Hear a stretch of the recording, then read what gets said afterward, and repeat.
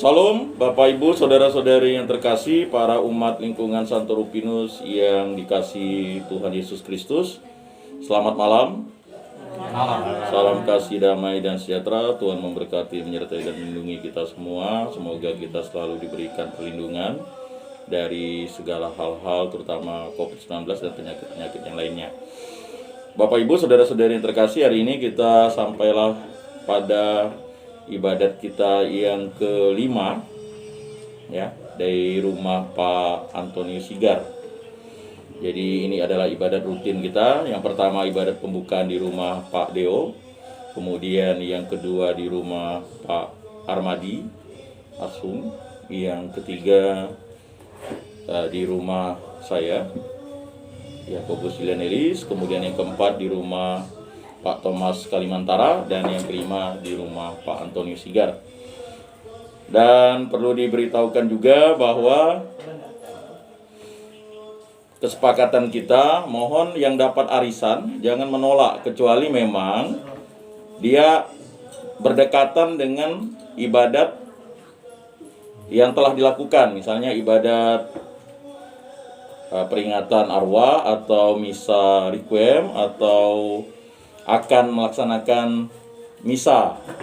Jadi kemarin kita sempat dialog, kalau menolak terus ya nanti tidak habis-habis begitu ya. Jadi maksudnya yang dapat itu tidak masalah, tidak makan tidak masalah begitu. Jangan khawatir dengan makannya. Kita udah sepakat bukan masalah makanannya. Nah, tetapi jika yang memang mendapat itu berdekatan dengan misa atau ibadat yang telah dilakukan seminggu sebelumnya atau mungkin seminggu, kan memang kita juga harus toleransi juga, ya kan, karena mungkin persiapan. Tetapi kalau yang tidak ada ibadat seminggu di rumahnya atau misalnya 2 minggu ya mau ibadat, ya saya harap menerima dengan legowo lah, karena arisan ini kan rezeki bagi kita. Jadi itu saja yang mungkin bisa disampaikan ya Pak Ketua Lingkungan. Jadi mungkin kemudian kita nanti dari Ketua Lingkungan akan memilih umat yang akan mewakili kita dalam mengisi pertanyaan untuk sinode. Nah, informasinya sinode pada tahun ini benar-benar mendengarkan umat. Kalau sinode itu kan sebenarnya hanya para gembala, para uskup ya yang memberikan suara. Tetapi sekarang Paus Fransiskus menghendaki kita untuk mendengarkan umat. Jadi kriterianya sudah diberitahu kepada Pak Ketua Lingkungan bahwa nanti yang akan menjawab itu bukan yang aktif. Yang aktif itu biasa udah pasti ya. Maksudnya yang aktif di tempat lain tetapi jarang sekali mengikuti kegiatan ibadat lingkungan, ibadat di tempat-tempat lain, di ya baik di paroki kita atau misa di paroki kita, tapi dia aktif.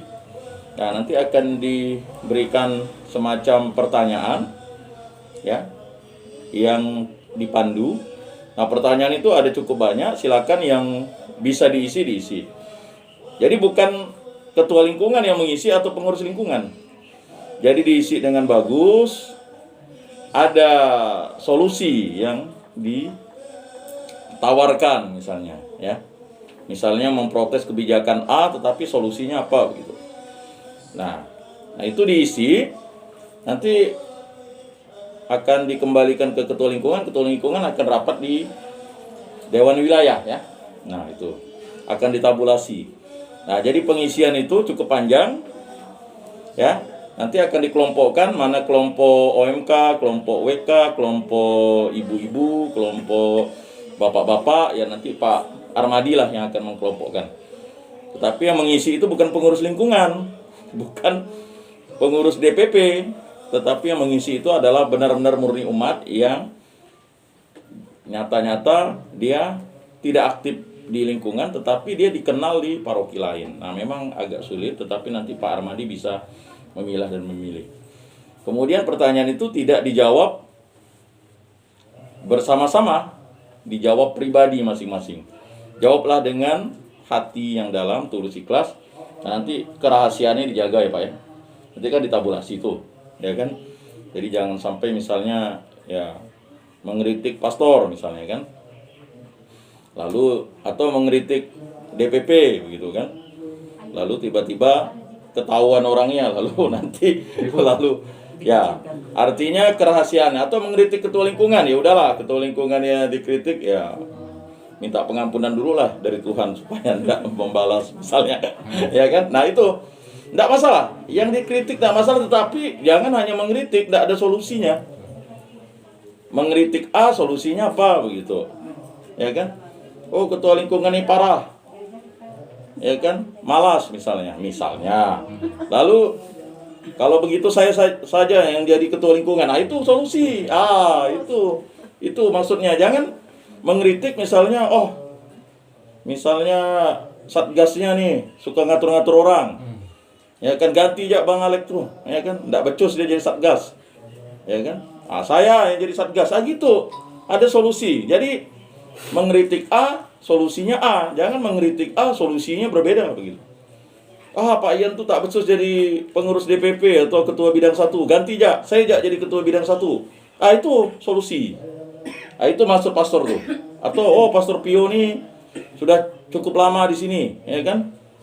Nah, kalau cukup lama apa solusinya? Ya kan? Nah, ganti pastor, tapi kan tidak mudah ganti pastor. Anak saya nanti masuk seminari. Itu solusi. Ya, solusi. Jadi jangan mengkritik tetapi tidak ada solusi. Yang mengkritik tidak ada solusi itu kita anggap angin lalu saja. Memang itu tetap dicatat, Pak, sebagai masukan untuk lingkungan paroki. Tetapi yang tidak ada solusinya itu nanti dipilah-pilih nanti oleh pengurus wilayah. Ya kan? Jangan tidak ada solusi lalu diisi oleh pengurus lingkungan. Jadi jangan. Itu memang kalau pertanyaan itu cukup banyak. Lalu ada pertanyaan pilihan. Yang pilihan itu mohon untuk dicari ASN atau di sini orang politik ya, atau di situ kan ada ya ASN atau polisi ya, ABRI atau TNI lah sekarang ya. Nah, itu dicari. Nah, dia isi gitu. Nah, jadi dia mengisi, dia yang mencari solusinya. Nggak perlu kita kasih contoh lah, dia kan sudah bisa berpikir ya. Itu yang terbaik bagi kita. Baik, demikianlah pengumuman. Karena pengumuman itu penting untuk kita sampaikan di awal supaya tidak lupa untuk pengumuman yang nanti. Mungkin ada pengantar dari Pak Antoni Sigar. Silakan, Pak. Selamat malam. Selamat malam. Kami ngumpul di rumah kami, ibu kami. Terima kasih sebesar-besarnya kepada bapak-bapak, ibu, dan adik-adik sekian. Terima kasih. Masyarakat Bayu. Baik, terima kasih. Mari kita memulai ibadat kita, ibadat syukur di rumah Pak Antoni Sigar ini dengan lagu pembukaan. Lagu pembukaan Haleluya nomor 4.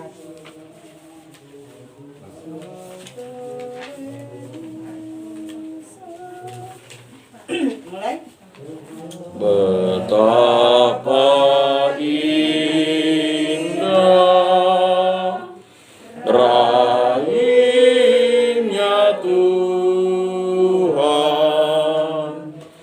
menghapus dosa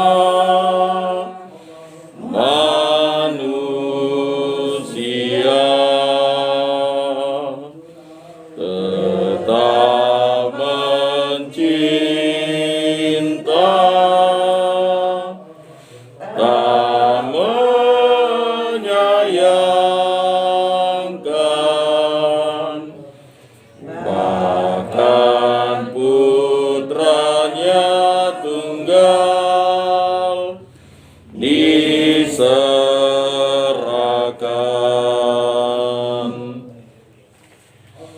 Takkan ku lupa kasih-Mu Tuhan, kan ku lambungkan nyanyi syukur pujian.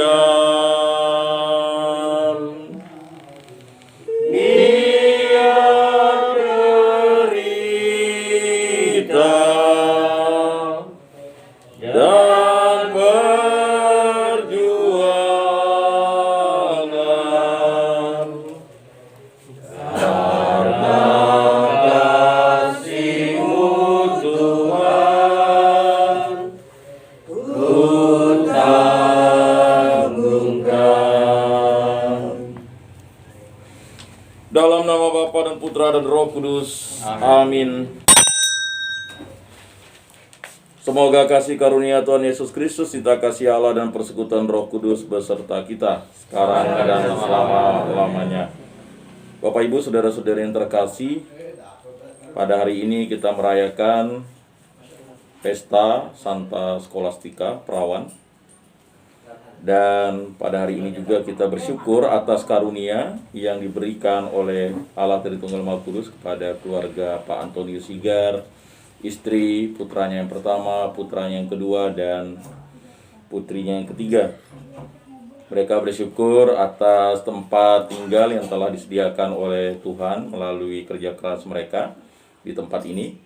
Semoga usaha mereka, baik Pak Antonius Sigar, kemudian istrinya, berwira swasta, berwirausaha ini dapat selalu diberkati, dilindungi oleh Allah Tritunggal Maha Kudus dan berhasil serta sukses membiayai baik pendidikan anak-anaknya. Begitu juga untuk anaknya yang pertama yang akan menempuh pekerjaan seturut kehendaknya, dan begitu juga untuk pendidikannya. Jadi pendidikannya baik yang di perguruan tinggi, kemudian SMA dan SD. Dan begitu juga untuk keluarga kita di lingkungan Santo Rupinus ini, agar kita saling mendoakan, saling menguatkan, baik antara bapak rumah tangga, ibu rumah tangga, anak-anak, cucu-cucu, dan juga semua orang yang ada di lingkungan kita, agar bersatu padu, hidup rukun, damai, dan sejahtera, saling mewartakan, saling mengingatkan bahwa hidup kita ini adalah anugerah dari Yesus Kristus, maka kita saling mencintai, saling mengasihi, dan saling mengampuni. Bapak Ibu, saudara-saudari yang terkasih, supaya kita layak beribadat pada malam hari ini, marilah kita bersama-sama mengakui segala dosa dan kekurangan kita dalam terang sabda Tuhan. Saya mengaku kepada Allah yang Maha Kuasa dan kepada saudara sekalian bahwa saya telah berdosa dengan pikiran dan perkataan, dengan perbuatan dan kelalaian. Saya berdosa, saya sungguh berdosa. Oleh sebab itu saya mohon kepada Santa Perawan Maria, kepada para malaikat dan orang kudus, dan kepada saudara sekalian, supaya mendoakan saya pada Allah Tuhan kita. Semoga Allah memandang dan memperhatikan kita. Semoga Ia menunjukkan kerelaan hatinya serta memberikan pengampunan dosa dan damai sejahtera kepada kita. Amin. Tuhan kasihanilah kami, Tuhan kasihanilah kami, Kristus kasihanilah kami, Kristus kasihanilah kami, Tuhan kasihanilah kami, Tuhan kasihanilah kami. Marilah kita berdoa.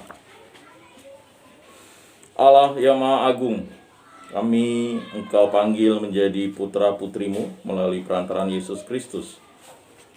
Kami Engkau bimbing dengan Roh Kudus agar kami bersatu padu, hidup rukun, damai, dan sejahtera di muka bumi ini. Kami para warga lingkungan Santo Rupinus mengucap syukur dan terima kasih terutama keluarga Pak Antonius Sigar beserta istri dan anak-anaknya. Semoga kami selalu hidup rukun, damai, dan sejahtera, mampu mengurus keluarga kami seturut kehendak-Mu dengan bimbingan Roh Kudus-Mu, agar suami istri di lingkungan Santo Rupinus ini saling setia dan saling mencintai, agar menjadi contoh teladan bagi anak-anaknya serta cucu-cucunya, dan juga selalu saling mengampuni, saling menyapa, saling berkomunikasi, dan saling membangun untuk menciptakan hidup rukun, damai, dan sejahtera, baik bagi diri kami, keluarga kami, sesama kami, dan juga bagi lingkungan dan sekitar kami. Semua doa ini kami serahkan dengan perantaraan Tuhan kami Yesus Kristus yang hidup dan beraja, kini dan sepanjang segala masa. Amin. Bacaan dari kitab pertama Raja-Raja, ayat 4 sampai dengan 13. Ketika Raja Salomo menjadi tua, istri-istrinya mencondongkan hatinya kepada dewa-dewa, sehingga ia tidak dengan sepenuh hati berpaut kepada Tuhan Allahnya, seperti Daud ayahnya. Demikianlah Salomo mengikuti Astoret, dewi orang Sion, dan mengikuti Milkom, dewa kejijikan sembahan orang Amon. Salomo melakukan apa yang jahat di mata Tuhan. Ia tidak dengan sepenuh hati mengikuti Tuhan, seperti Daud ayahnya. Pada waktu itu, Salomo mendirikan bukit pengorbanan bagi Kamos, dewa kejijikan sembahan orang Moab, di gunung sebelah timur Yerusalem, dan bagi Molok, dewa kejijikan sembahan bagi Amon. Demikianlah dilakukannya bagi semua istrinya. Orang-orang asing itu, ia mempersembahkan kurban ukupan dan kurban sembelihan kepada dewa-dewa mereka. Maka Tuhan menunjukkan murkanya kepada Salomo, sebab hatinya telah menyimpang dari Tuhan, Allah Israel, yang telah 2 kali menampakkan diri kepadanya, dan yang telah memerintahkan kepadanya supaya jangan mengikuti dewa-dewa lain. Akan tetapi, ia tidak berpegang pada apa yang diperintahkan Tuhan. Lalu bersabdalah Tuhan kepada Salomo, oleh karena engkau tidak berpegang pada perjanjian dan segala ketetapan yang telah kuperintahkan kepadamu, maka aku akan mengoyakkan kerajaanmu dan akan memberikannya kepada hambamu. Hanya saja demi Daud ayahmu, aku belum mau melaksanakannya selama engkau masih hidup. Dari tangan anakmu, aku akan mengoyakkannya. Namun, demikian tidak seluruh kerajaan akan kurenggut. 1 suku akan kuberikan kepada anakmu demi hambamu, Daud, dan demi Yerusalem yang telah kupilih. Demikianlah sabda Tuhan. Syukur kepada Allah. Mazmur tangkapan. Ingatlah akan daku ya Tuhan, demi kemurahan-Mu terhadap umat. Ingatlah akan daku ya Tuhan demi kemurahan-Mu terhadap umat. Berbahagialah orang yang berpegang pada hukum, yang melakukan keadilan di setiap saat. Ingatlah akan aku, ya Tuhan, demi kemurahan-Mu terhadap umat. Perhatikanlah aku demi keselamatan yang datang daripadamu. Ingatlah akan daku ya Tuhan demi kemurahan-Mu terhadap umat. Mereka malah bercampur baur dengan bangsa-bangsa itu dan meniru kebiasaan mereka. Mereka beribadah kepada berhala-hala para bangsa yang menjadi perangkap bagi mereka. Ingatlah akan daku ya Tuhan demi kemurahan-Mu terhadap umat. Mereka mengorbankan anak-anak lelaki mereka dan anak-anak perempuan mereka kurbankan kepada roh-roh jahat. Maka berkorbanlah murka Tuhan terhadap umatnya, dan ia jijik kepada milik pusakanya. Ingatlah akan daku ya Tuhan demi kemurahan-Mu terhadap umat. Haleluya. Haleluya. Terimalah dengan lemah lembut sabda Allah yang tertanam dalam hatimu, sebab sabda itu berkuasa menyelamatkan kamu. Haleluya. Marilah kita bersama-sama mendengarkan Injil suci menurut Markus. Dimuliakanlah Tuhan.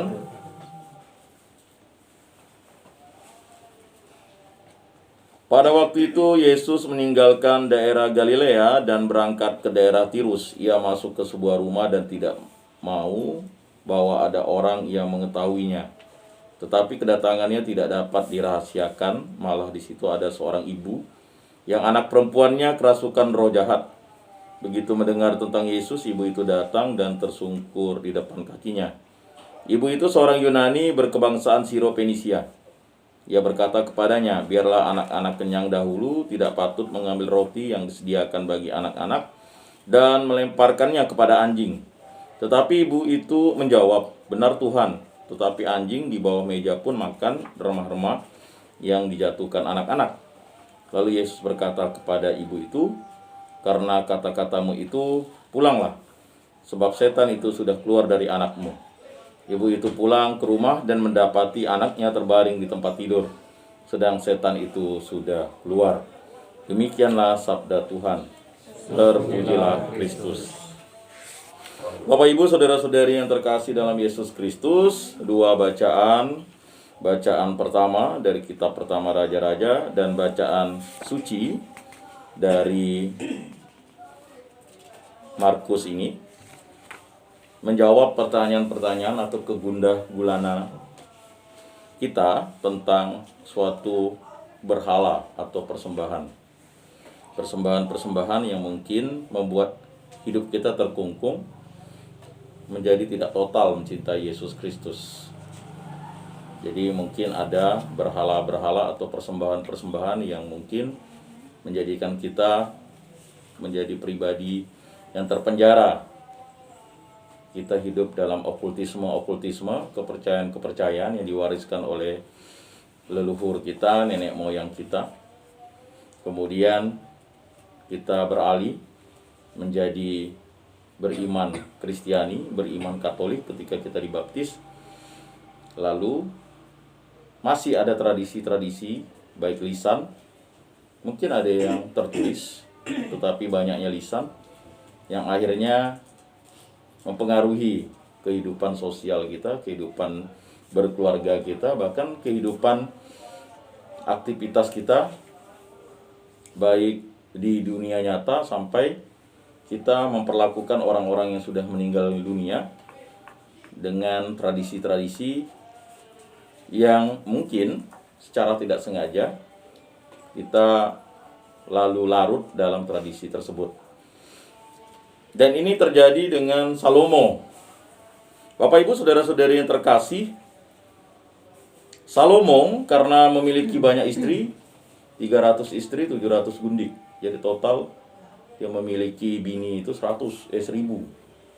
Ya, jadi 300 istri dan 700 gundik. Nah, gundik itu tidak termasuk hitungan istri karena dianggap hamba ya.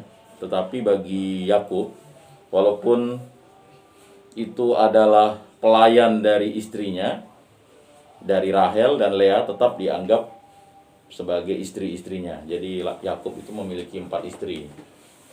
Ya. Tetapi jelas di sini ya, Salomo ini melakukan kekejian, kenajisan, kedegilan. Walaupun kita tahu Salomo pada masa mudanya itu ya, bahkan Ratu Seba itu belajar dari dia bagaimana memiliki hikmat dan kebijaksanaan. Nah, memang pada masa tua inilah orang menjadi lemah. Mengapa? Karena pada masa tua itu orang menjadi menggantungkan diri terhadap orang yang terdekat. Pastilah istri. Ya kan? Ya, hampir rata-rata kalau orang itu kalau sudah masa tuanya pasti akan menggantungkan dirinya itu pada istrinya, terutama laki-laki. Ya. Dan mudah mendengar apa-apa kemauan dari istri-istrinya. Apalagi memiliki 300 istri ya. Oh, oke lah yang 700 gundik itu tidak dihiraukan. 300 istrinya, bayangkan. Ya, dari istri yang tertua sampai yang termuda, semua memiliki keinginan, kemauan. Raja Salomo menjadi tua, istri-istrinya mencondongkan hatinya kepada dewa-dewa, sehingga ia tidak dengan sepenuh hati berpaut kepada Tuhan ayahnya.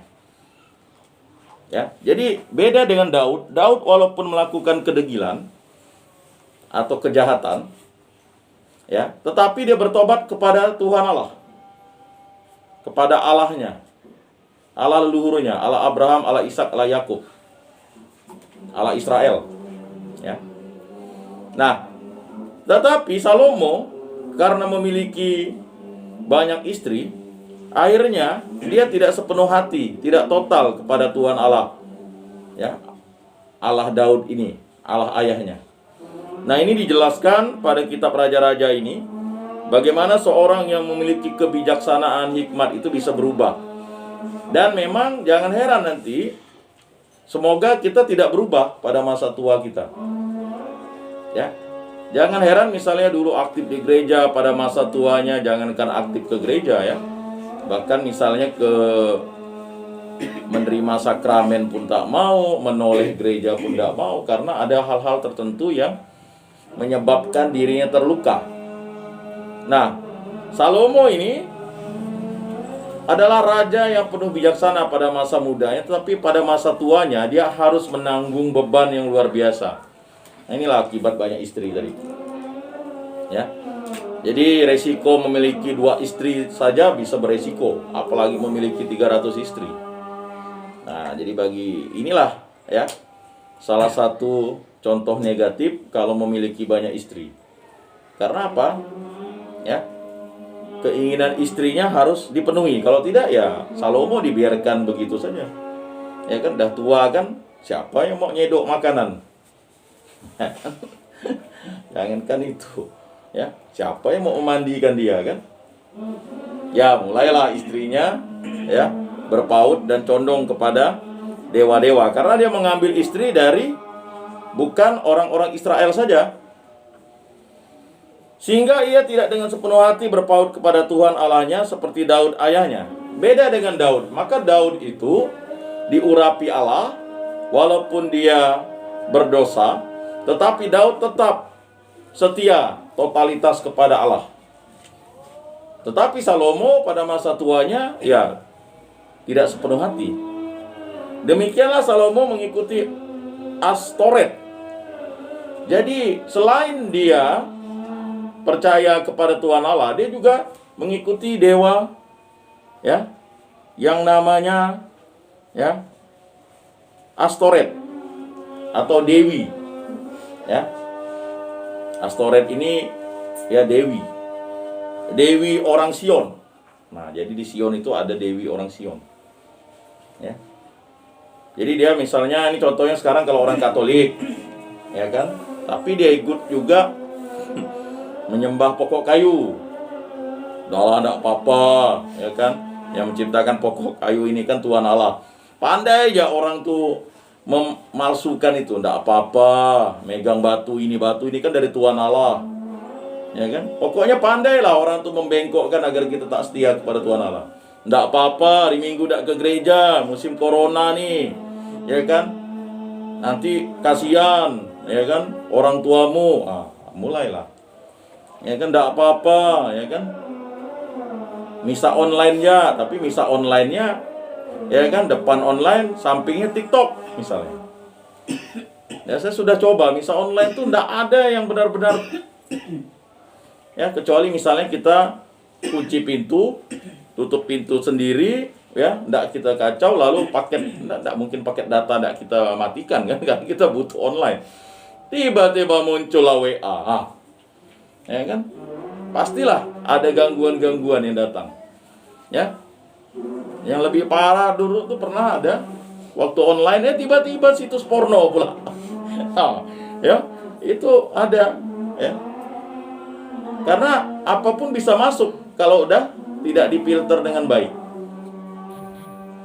Jadi itu juga melakukan tindakan-tindakan yang akhirnya menyebabkan kita tidak sepenuh hati kepada Tuhan Allah.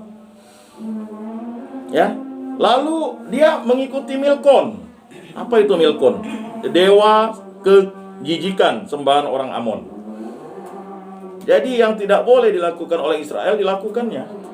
Karena salah satu istrinya adalah ya orang Sion, dia mengikuti Dewi Astoret tadi, dan ada istrinya yang mengikuti dewa ya kejijikan atau Amon.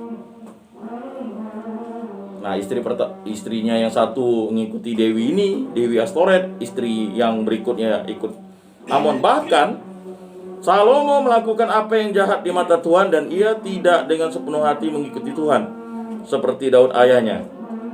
Ya. Pada waktu itu Salomo mendirikan bukit pengorbanan bagi Kamos. Nah, ini udah dia mengikuti dua dewa yang berbeda tadi. Dia membangun bukit pengorbanan bagi Kamos, dewa kejijikan sembahan orang Moab. Karena istrinya ada orang Moab juga. Nah, di gunung sebelah timur Yerusalem. Dan ada istrinya yang ikut Molok. Ya. Dan bagi Molok, dewa kejijikan sembahan bagi Amon. Ada 4 dewa lah yang udah diikutnya. Nah, mungkin istrinya ini istri yang cantik-cantik lah, yang muda, ya kan. Ini kan kalau udah istri muda ini kan apapun diikuti. Ya. Demikianlah dilakukan bagi semua istrinya orang-orang asing itu yang mempersembahkan kurban ungkupan dan kurban sembelihan kepada dewa-dewa mereka. Nah, jadi karena Salomo tidak memfilter diri tadi, tidak kesatria, supaya jangan banyak istri. Istri bapaknya sudah cukup banyak ya, belasan orang. Istrinya lalu lebih banyak lagi, 300 orang, 700 gundik. Ya, bayangkan ya betapa perkasanya Salomo. Ya, kan?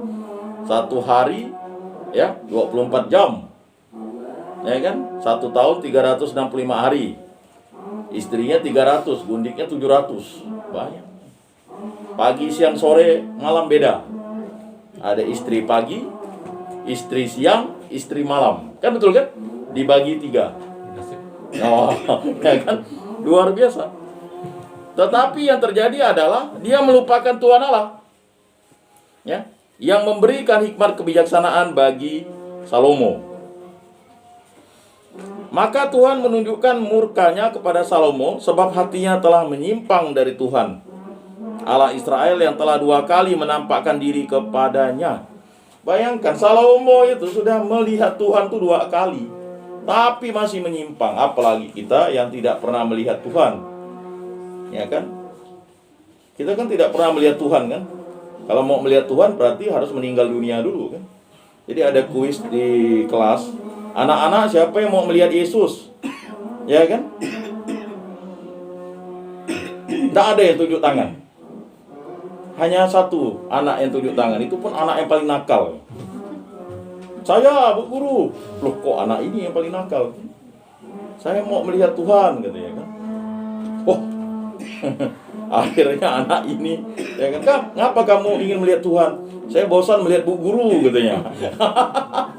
Bu Guru sering marah-marah, katanya. Ya kan?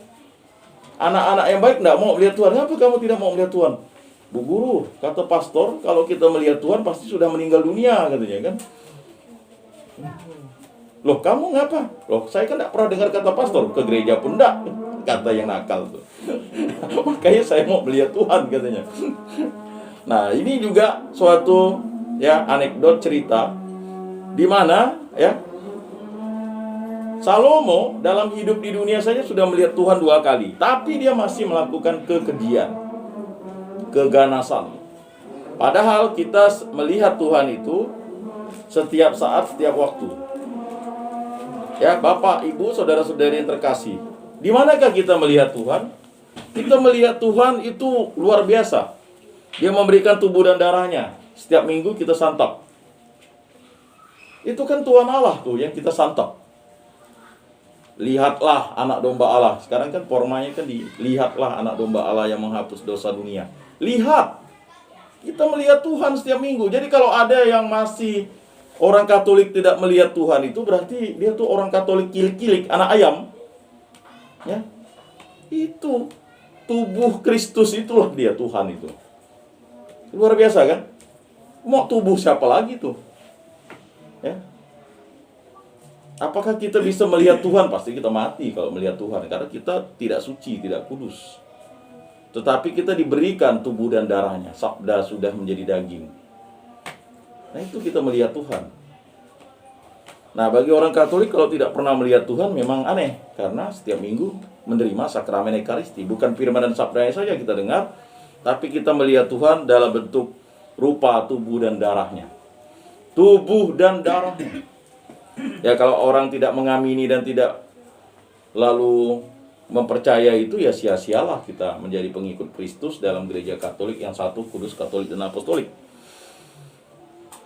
Nah, jadi jelas, ini kan tulisan raja-raja ini kan kata murka. Ya, Tuhan itu tidak pernah murka sebenarnya. Yang murka ini adalah yang menuliskan ini, begitu. Kata murka itu sebenarnya menunjukkan bahwa Salomo berdosa. Ya kan? Kalau Tuhan murka, dicabutnya napas ke hidup kita ini selesai. Tuhan itu belas kasih, cinta kepada kita. Ya. Ini hanya tulisan menggambarkan bagaimana kedosaan Salomo itu. Begitu kejinya, dia sudah melakukan perzinahan. Jadi kalau dulu itu misalnya orang Yahudi lalu tidak menyembah Tuhan Allah Israel, itu berarti dia melakukan perzinahan. Nah, lalu jelaslah di situ, ya. Dia tidak berpegang pada perintah Tuhan. Nah, kita refleksikan dengan kehidupan kita sehari-hari ini kan. Kita selalu tergoda dengan kehidupan dunia ini. Ya, di era teknologi ini TikTok, YouTube, Facebook dan sebagainya lebih menggoda kita daripada berdoa. Kadang kita lebih mudah tertidur karena kita menyaksikan TikTok, menyaksikan YouTube, televisi, daripada kita berdoa, doa Bapa kami Salam Maria. Ya. Percaya atau tidak, ya, pengalaman pribadi menunjukkan itu. Coba kalau udah TikTok kan. Dulu kan kita suka dengar dongeng. Lalu TikTok lama-lama kita bisa tidur. Ya. Jadi daripada membaca kitab suci, banyak orang TikTok.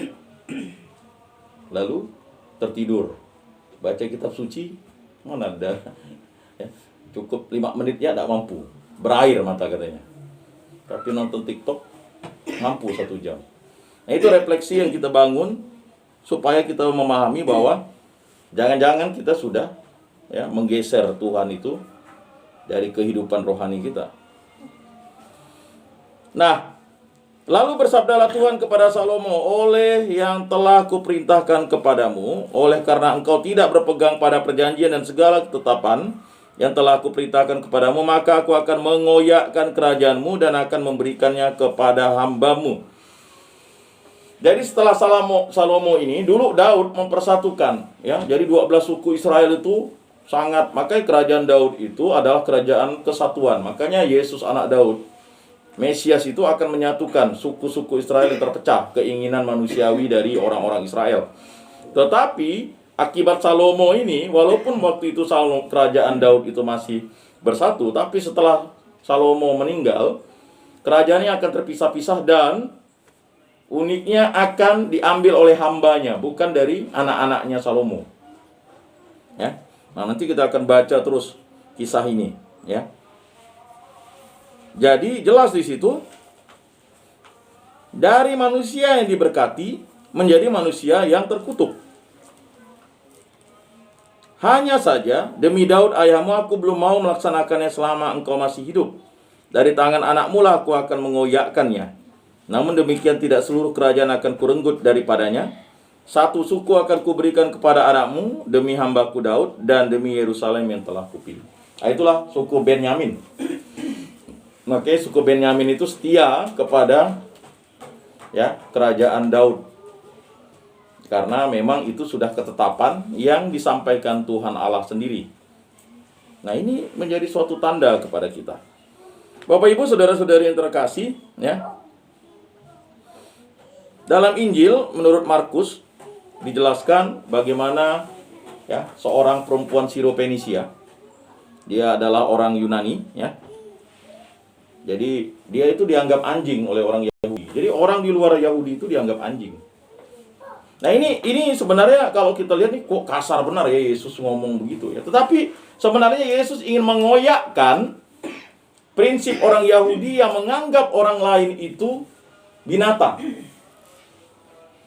Jadi Yesus ingin membongkar ya kan kejelekan ya kan kenajisan orang Yahudi yang menganggap orang lain itu adalah binatang. Jadi tidak layak di hadapan orang Yahudi dan di hadapan Allah. Ya, nah itu dulu. Jadi akhirnya muncul kesombongan. Nah, sebenarnya Markus menulis ini ingin mengatakan bahwa ya kan dulu tuh anggapan orang Yahudi terhadap suku lain itu ya binatang. Tak selamat.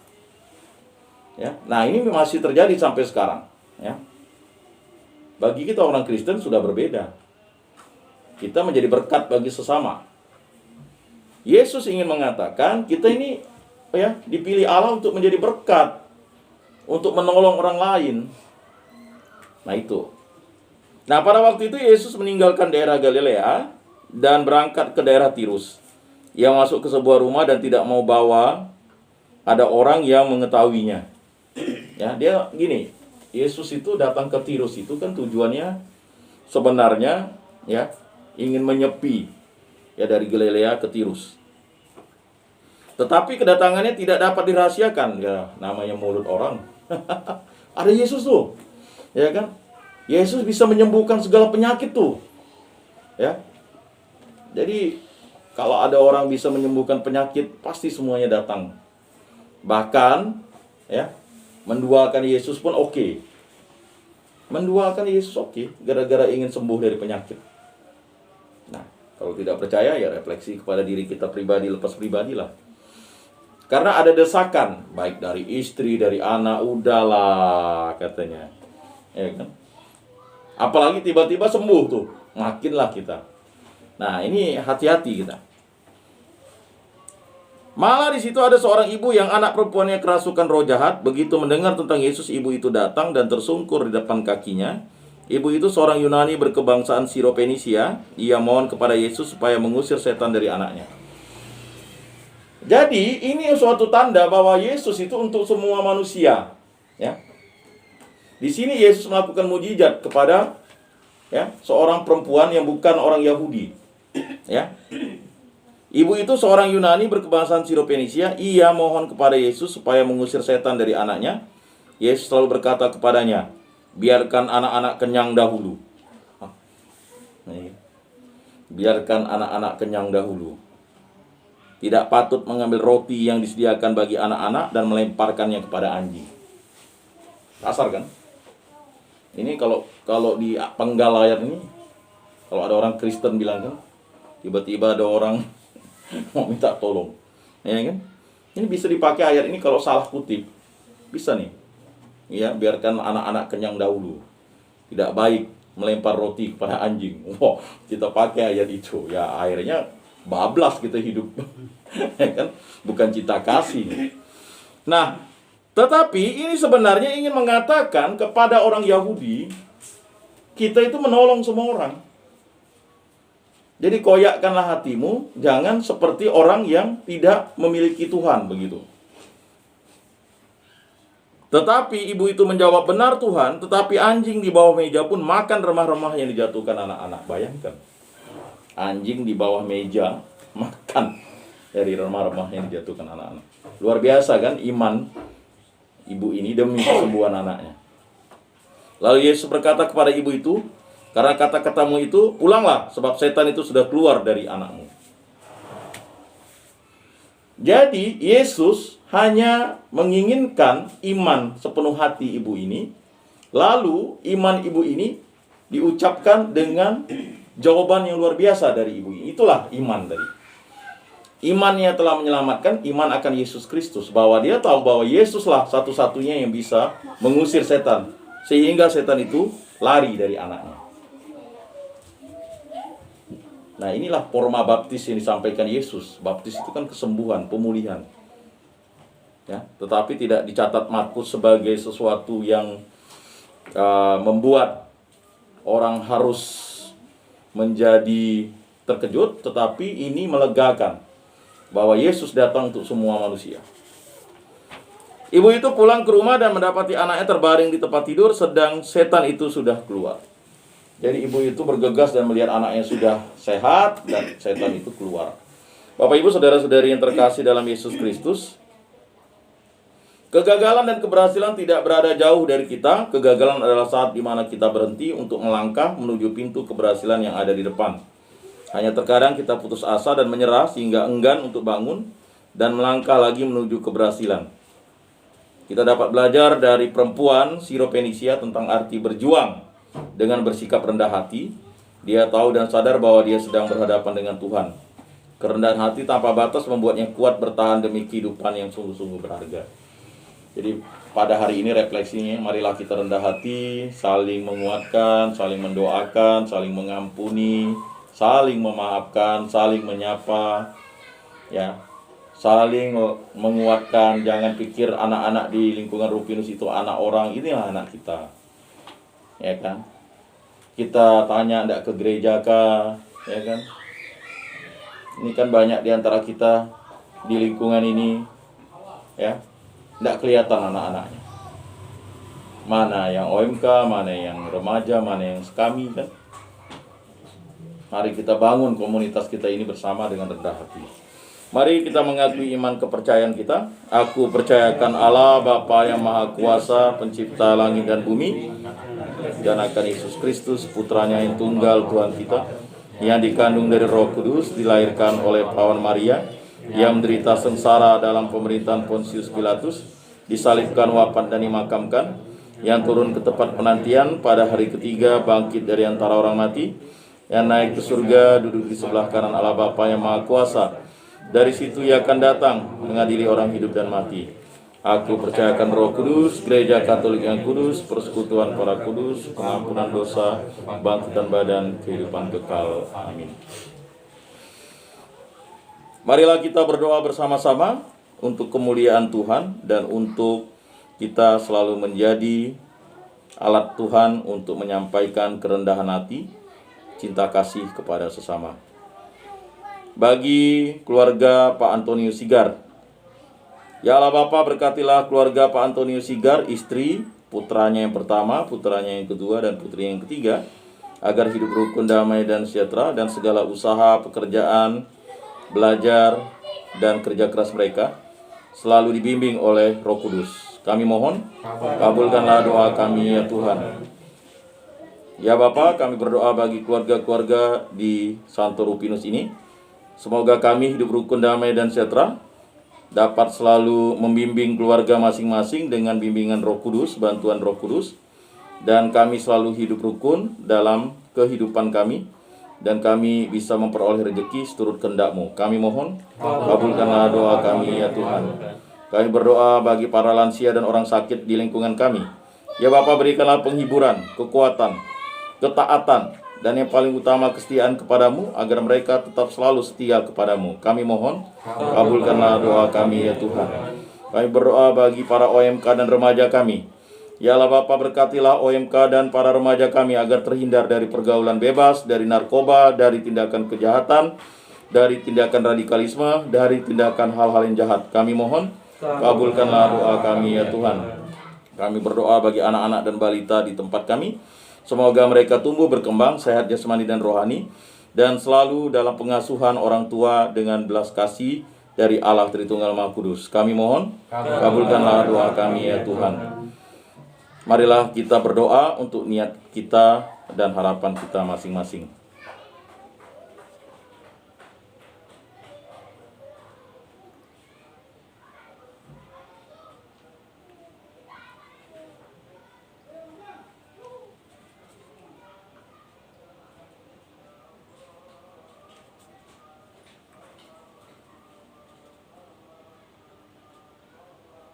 Kami mohon, kabulkanlah doa kami ya Tuhan. Ya Allah Bapa, demikianlah doa-doa permohonan yang kami sampaikan dengan rendah hati kepadamu. Dengarkanlah doa-doa kami ini dan bimbinglah kami selalu dengan Roh Kudus-Mu, agar kami selalu setia kepadamu untuk selama-lamanya. Amin. Kolektif. Haleluya nomor 74.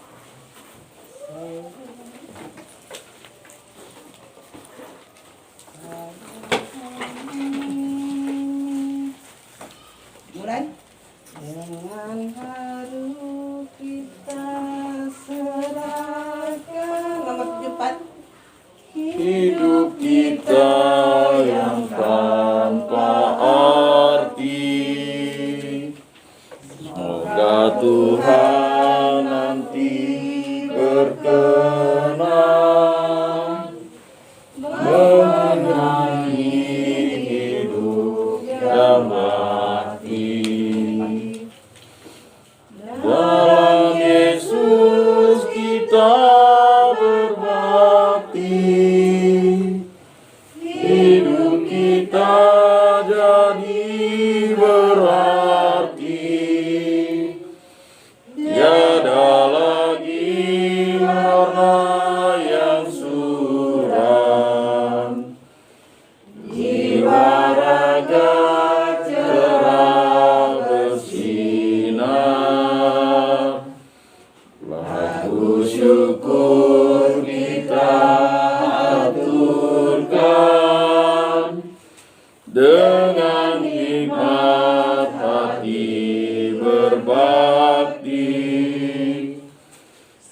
Semoga Tuhan nanti berkenan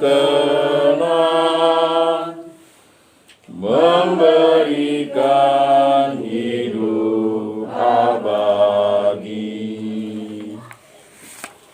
Kemuliaan kepada Bapa dan Putra dan Roh Kudus, seperti pada permulaan, sekarang, selalu, dan sepanjang segala abad. Amin.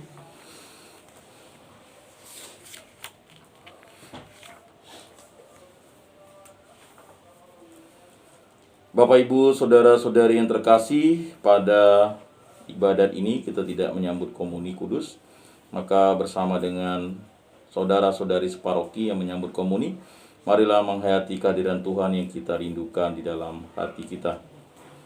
Mari kita hening sejenak. Atas petunjuk penyelamat kita dan menurut ajaran ilahi, maka beranilah kita berdoa. Bapa kami yang ada di surga, dimuliakanlah namamu, datanglah kerajaanmu, jadilah kehendak-mu di atas bumi seperti di dalam surga. Berilah kami rezeki pada hari ini, dan ampunilah kesalahan kami, seperti kami pun mengampuni yang bersalah kepada kami. Dan janganlah masukkan kami ke dalam pencobaan, tetapi bebaskanlah kami dari yang jahat. Amin. Marilah kita saling memberikan salam damai. Salam damai. Bapak, Ibu, Saudara-saudari terkasih, bersabda, kamu memang sudah bersih karena firman yang telah kukatakan kepadamu. Tinggallah di dalam aku dan aku di dalam kamu, sama seperti ranting tidak dapat berbuah dari dirinya sendiri kalau ia tidak tinggal pada pokok anggur. Demikian juga kamu tidak dapat berbuah jikalau kamu tidak tinggal di dalam aku. Oleh karena itu, marilah kita duduk dalam keningan untuk menyatukan diri dengan Tuhan yang kini hadir bersama kita. Berbicara dengan Dia dari hati ke hati dengan mengatakan, Yesus, datanglah dan tinggallah dalam hatiku, jadikanlah hatiku seperti hatimu. Kita ulang 3 kali. Yesus, datanglah dan tinggallah dalam hatiku, jadikanlah hatiku seperti hatimu. Yesus, datanglah dan tinggallah dalam hatiku, jadikanlah hatiku seperti hatimu. Yesus, datanglah dan tinggallah dalam hatiku, jadikanlah hatiku seperti hatimu. Pengumuman. Selamat malam Bapak Ibu. Selamat malam. Pengumuman hari ini, ada formulir untuk kegiatan permainan drama Paskah yang sudah diberikan sama panitia. Ada sekitar 4 lembar, itu untuk diberikan kepada anak OMK atau anak yang di atas 16 tahun ke atas sampai dengan 20 tahun. Pendaftaran bisa diambil ke ketua lingkungan atau diserahkan nanti ke orang tua yang bersedia menyertakan mengikuti anaknya, mengizinkan anaknya untuk ikut. Untuk kegiatan ini, info dari saya memang cukup ekstrim ke pelatihannya, karena ini sifatnya kayak ada supaya anak itu bisa menjiwai bagaimana drama Paskah itu, kesengsaraan Tuhan itu. Kedua, pengumuman kedua itu untuk Bapak Ibu yang belum mendapat buku iuran warna biru, itu dikarenakan belum mortalitas. Buku mortalitas yang warna kuning itu berubah menjadi warna biru di tahun 2022. Yang belum mendapatkan buku warna biru tahun 2022 itu dikarenakan karena belum selesai pembayarannya di 2021. Kemudian yang ketiga, selamat bergabung keluarga Pak Yosef serta Ibu Ratna yang tinggal di Gang Gandapura 1 ya, menjadi umat di lingkungan Santo Rufinus, dengan satu anak, anaknya yang bernama Liviana ya Bu ya. Ya, selamat bergabung Ibu. Ya. Informasi pengumuman malam ini. Baik, terima kasih informasi dari DPP.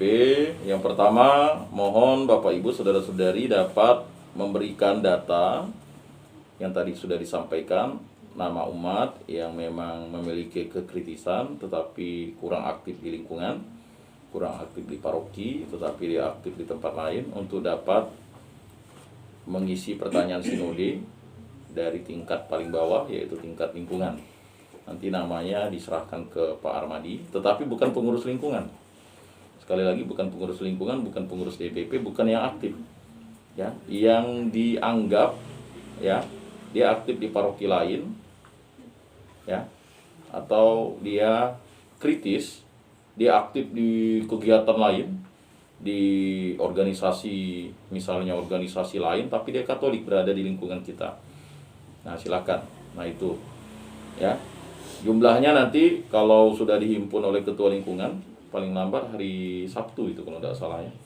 Nama-namanya itu sudah masuk. Nah, nanti ketua lingkungan akan memberikan daftar pertanyaan atau langsung mereka dikumpulkan oleh ketua lingkungan. Nah, tergantung teknis ketua lingkungan lah bagaimana untuk menyikapinya. Nah, itu. Kemudian yang kedua, diingatkan kembali bagi anak di bawah 5 tahun yang belum dibaptis di lingkungan Santo Rupinus. Tadi kebetulan saya ke tempatnya si Andi ya, anaknya dua-duanya belum dibaptis. Lalu saya ingatkan supaya dibaptis ya. Jadi yang belum dibaptis silakan. Begitu juga untuk mungkin ada anak ya dari keluarga di lingkungan Santo Rupinus yang memang belum dibaptis, tidak apa-apa dibaptis di sini kan. Memang mungkin kakek neneknya berada di tempat ini, paman bibinya berada di tempat ini.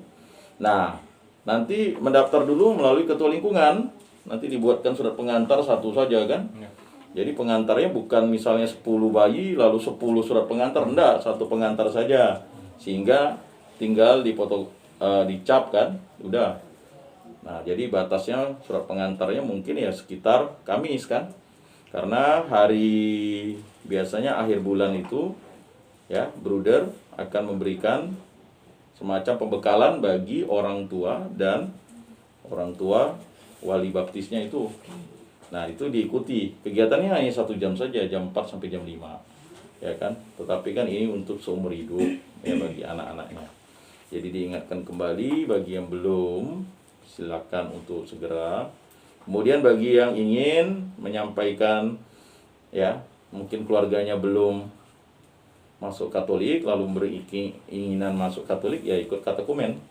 Begitu juga bagi yang di atas 60 tahun, ya itu semua disampaikan ke ketua lingkungan. Nanti ketua lingkungan ya akan menyampaikan kepada kami dan kepada pastor paroki ya, setelah mendapat pembimbingan, mungkin doa Bapa kami Salam Maria kemuliaan ya.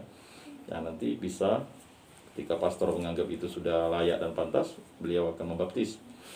Nah, jadi seperti itu. Berikutnya, tidak jemu-jemu saya menghimbau kepada umat di lingkungan Santo Rupinus yang mengetahui keberadaan umat atau mahasiswa yang berada atau tinggal di lingkungan Santo Rupinus untuk ya menyarankan atau memberikan pendampingan lah kepada mereka untuk dapat mendaftar ke lingkungan. Jangan takut ya, kan nanti akan dilihat oleh ketua lingkungan apakah dia bisa ndak untuk kontribusi ya, iuran kemandirian atau iuran rumah tangga kan. Kalau mahasiswa kan mungkin ya tidak, tetapi tetap harus mendaftar walaupun dia tinggal ngontrak, tinggal di mana ya, supaya nanti kalau terjadi apa-apa kita mudah mengurusnya. Lalu kita tidak juga menjadi lalu sebagai orang Katolik kan kita harus mengurus sesama kita ya. Jangankan orang yang Katolik, orang yang non Katolik, karena sesama kita juga kita harus urus kan begitu. Nah itu. Lalu berikutnya, tidak jemu-jemu juga kita menghimbau agar mengikuti segala program yang dilakukan oleh paroki, terutama untuk ya uang kemandirian, uang rumah tangga pastor, dan juga untuk paguyuban ya, supaya nanti kalau terjadi apa-apa ya dapat meringankan lah ya. Karena bukan kita ingin mengatakan ya ini kan sebenarnya adalah usaha kita bersama untuk membangun kehidupan menggereja kita. Begitu juga bagi yang masih terkait masalah perkawinan. Nah, masalah perkawinan ini yang memang mau diselesaikan ya, jangan sampai udah tua atau apa mau diselesaikan ya, diselesaikanlah masalahnya apa sehingga kita bisa menyelesaikan. Kalau hanya sekedar masalah kawin adat belum kawin gereja ya sampaikanlah dengan jujur supaya kita bisa membantu Bapak Ibu. Baik, demikianlah yang dapat saya sampaikan. Tetap saya akan terus menghimbau Bapak Ibu setiap ibadat ini. Terima kasih untuk Ketua Lingkungan, para pengurus lingkungan, dan juga untuk Pak Antonius Sigar yang menyediakan tempatnya pada hari ini. Marilah kita berdoa. Ya Allah Bapa yang Maha Agung, terima kasih atas karya agungmu, maka kami dapat berkumpul di rumah Pak Antonius Sigar ini. Semoga apa yang kami lakukan di tempat ini berkenan di hadapan-Mu, karena kami memuji dan memuliakan nama-Mu dengan kerendahan hati, mendengarkan firman dan sabda-Mu dan menggali firman dan sabda-Mu untuk refleksi kehidupan kami, sehingga kami dapat terus mewartakan firman dan sabda-Mu, terutama bagi diri kami, keluarga kami, orang-orang terdekat kami, dan juga masyarakat, sehingga terang dan garam yang Engkau wartakan kepada kami dapat kami pancarkan terus-menerus kasih Kristus, dan dengan bimbingan Roh Kudus kami selalu mampu untuk menjadi pribadi yang berani mewartakan firman dan sabda-Mu dengan perbuatan yang baik dan kasih kepada sesama. Semua doa ini kami serahkan dengan perantaraan Tuhan kami Yesus Kristus hidup dan beraja, ini dan sepanjang segala masa. Amin. Bapak Ibu, saudara-saudari terkasih, sebelum mengakhiri perayaan ini, marilah kita menundukkan kepala memohon berkat Tuhan. Semoga Tuhan memberkati kita, melindungi kita terhadap dosa, dan mengantar kita ke hidup yang kekal, dalam nama Bapa dan Putra dan Roh Kudus. Amin. Bapak Ibu, saudara-saudari yang terkasih, perayaan atau ibadat sabda di rumah Pak Antonius Sigar ini sudah selesai. Syukur kepada Allah. Marilah kita pergi menjadi saksi damai. Amin. Lagu penutup. Lagu penutup Haleluya nomor 136. 136. Mulai. Dengan sukacita di hati, lekaslah kita kembali melaksanakan tugas kita bersama Kristus yang menang. Tuhan, berkatilah putra-Mu demi dunia bahagia. Perjuangan kita di dunia bagi kerajaan Allah, kerajaan damai dan cinta, kerajaan keadilan. Tuhan, berkatilah putra-Mu demi dunia bahagia. Amin. Selamat malam, salam kasih, damai dan sejahtera. Tuhan memberkati, menyertai dan melindungi. Salam. Shalom.